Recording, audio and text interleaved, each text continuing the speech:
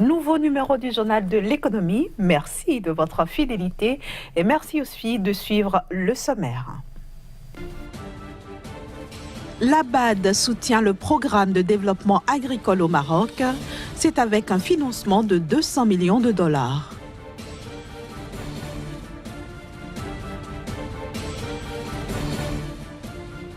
L'économie ouest-africaine demeure vigoureuse. Elle s'est affichée dans le vert au premier trimestre 2018.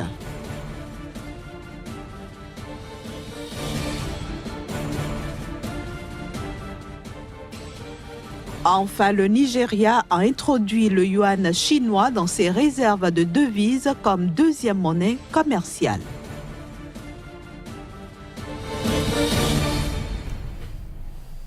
La Banque africaine de développement accompagne donc le programme d'appui au développement inclusif et durable des filières agricoles au Maroc. C'est à travers une enveloppe de 200 millions de dollars, soit environ 2,2 milliards de dirhams. Le financement a fait l'objet d'un accord entre les deux parties et devrait contribuer à renforcer la compétitivité du secteur agricole pour une croissance économique inclusive et durable au Maroc. Ceci à travers la promotion des chaînes de valeur, la création d'emplois, l'amélioration du climat des affaires et aussi la gestion durable des ressources naturelles. Il vient en appui à la stratégie de développement agricole mise en place par les autorités marocaines et dénommée Plan Maroc Vert. L'activité économique est demeurée vigoureuse au premier trimestre 2018 en Afrique de l'Ouest. Selon le comité de politique monétaire ouest-africaine, cette performance est principalement due à la demande intérieure. Une activité économique demeurée vigoureuse au premier trimestre 2018. Les indicateurs économiques ouest-africains restent dans le vert. La progression du produit intérieur brut réel, soutenue principalement par la demande intérieure, est ressortie à 6,5% en glissement annuel après 6,4% le trimestre précédent. Pendant ce temps, le taux d'accroissement de la masse monétaire s'est élevé à 8,8% en glissement annuel au premier trimestre 2018, reflétant ainsi une consolidation des actifs extérieurs nets, plus de 66,1% et une progression des créances intérieures, plus de 3,8%. Quant au taux d'intérêt moyen trimestriel du marché monétaire ouest-africain, il est ressorti à 4,50% contre 4,10% le trimestre précédent, avec toutefois une tendance à la décrue des taux du marché monétaire sur les 2 premiers mois du deuxième trimestre 2018.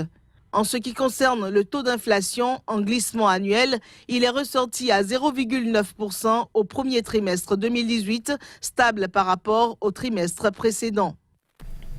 Afin de réduire l'écart entre le taux de change officiel et le taux de change au marché noir de la monnaie locale, la Libye a choisi d'appliquer des frais sur les transactions en devises étrangères.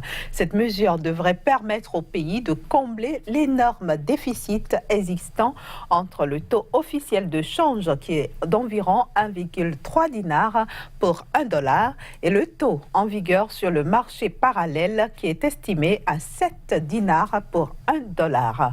Par ailleurs, la Libye entend engager l'exécution d'autres programmes visant notamment à compenser l'impact des réformes économiques sur sa population.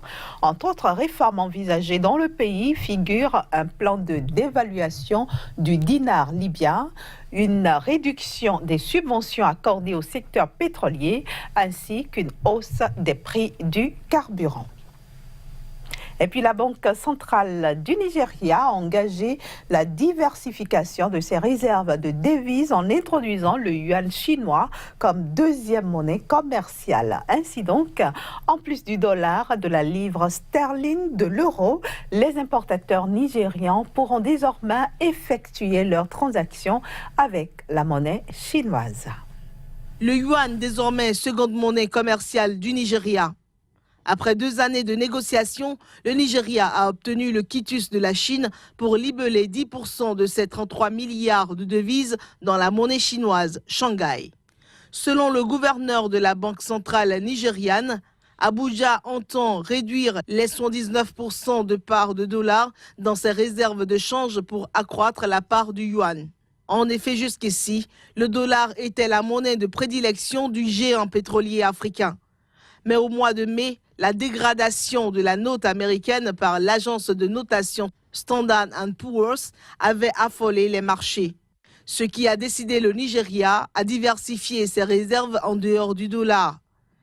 Pour autant, le dollar devrait continuer à représenter une part importante dans les réserves du pays. Quant aux parts de livres sterling et d'euros, elles devraient reculer pour laisser place à une part de plus en plus importante de yuan. De quoi faciliter les transactions d'investissement et de commerce aux importateurs nigérians qui pourront désormais échanger à Hong Kong et Shanghai. Avant le Nigeria, d'autres pays comme le Ghana, l'Afrique du Sud utilisent déjà le yuan dans leurs réserves. Et la tendance devrait s'accélérer. Déjà en mai 2018, 14 pays africains, parmi lesquels l'Angola, le Botswana, le Lesotho, la Namibie, le Rwanda et la Zambie, ont tenu une réunion à Harare, au Zimbabwe, pour étudier la possibilité d'étendre leurs réserves vers le yuan. Et ce sera tout pour la première partie de ce journal de l'économie. Dans un instant, nous allons retrouver notre chroniqueur Casimir Kouedior qui nous emmène aujourd'hui en Gambie pour nous intéresser au secteur énergétique. Casimir Kouedior, bienvenue à vous. Bonjour Inès. Alors pourquoi la solution à la crise énergétique est pressante pour la Gambie ? La population gambienne vit une situation de plus désespérante au niveau du pays. En effet, les grandes villes telles que Banjul et autres vivent dans l'insécurité causée donc par l'absence d'énergie électrique. Puis, les PME, les PMI, les petites et moyennes entreprises et les petites et moyennes industries aujourd'hui ont du mal à fonctionner car l'énergie électrique qui était déjà rare avec 40% du taux d'électrification dans les grandes villes contre 12% dans les zones rurales aujourd'hui reste encore une nébuleuse car la société, la compagnie nationale qui fournit donc l'énergie au niveau donc de la Gambie, la NAWEC, n'arrive pas aujourd'hui à assumer 25% de ces 40% et 12% de taux de couverture, ce qui fait aujourd'hui que la Gambie est plongée dans une situation de crise causée par le manque d'énergie électrique. Et donc, l'urgence aujourd'hui, selon la Banque mondiale, à travers sa société financière internationale, l'IFC, est que la Gambie puisse trouver le mécanisme nécessaire pour se doter de très bons centrales thermique et aussi pouvoir faire le raccordement entre les pays voisins, notamment le Sénégal et d'autres pays, afin de pouvoir juguler la crise énergétique. Justement, quel impact cette crise a-t-elle sur l'économie du pays?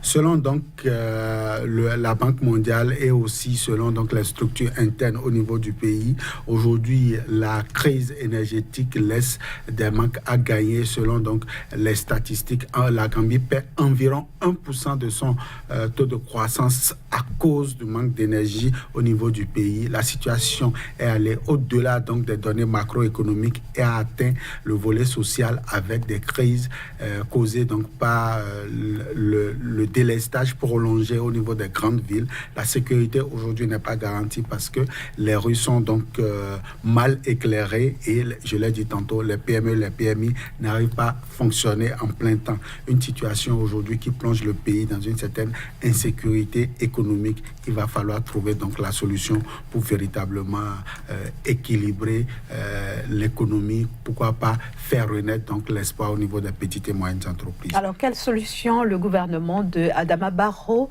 compte-t-il apporter à tout ceci?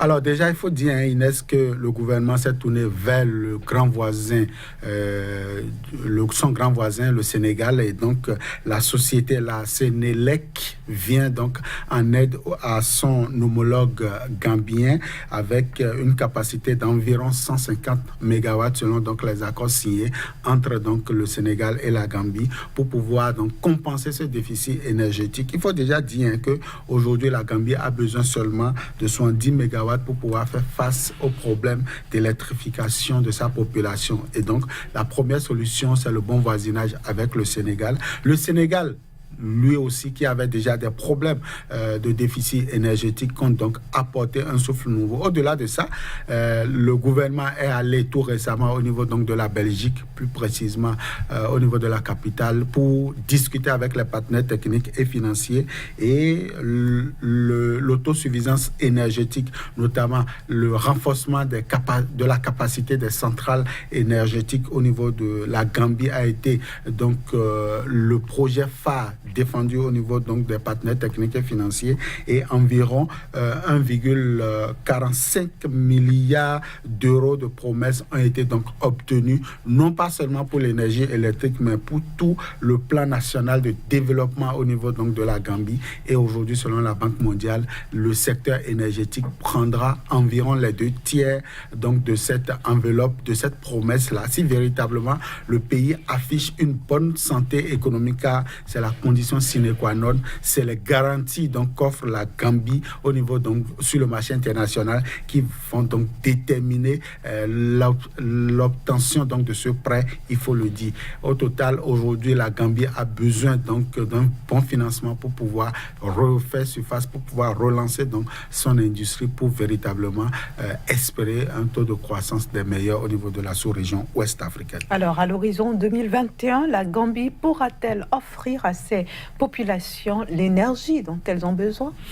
Oui, Inès, je pourrais répondre si le pays véritablement continue pas à travailler sur les indicateurs macroéconomiques. Il faut le dire, aujourd'hui, la dette publique au niveau du pays tourne autour de 172 millions d'euros, soit environ 9 milliards d'Alésie, la monnaie locale au niveau du pays, ce qui permettra forcément au pays d'asseoir une bonne politique pour pouvoir mieux s'endetter sur le marché international afin de pouvoir faire face donc aux déficit énergétique, afin de pouvoir construire donc des centrales thermiques, en attendant véritablement que le pays ne développe d'autres aptitudes telles que les énergies renouvelables pour pouvoir faire face. Donc à l'horizon 2021, oui, il est prévu beaucoup de choses pour pouvoir relancer le secteur, mais aussi il faut dire que le pays est en train de lancer un vaste programme pouvant lui permettre de se doter de 300 mégawatts à l'horizon 2025, véritablement pour sortir le pays de l'ornière. Et donc oui, il est permis de rêver,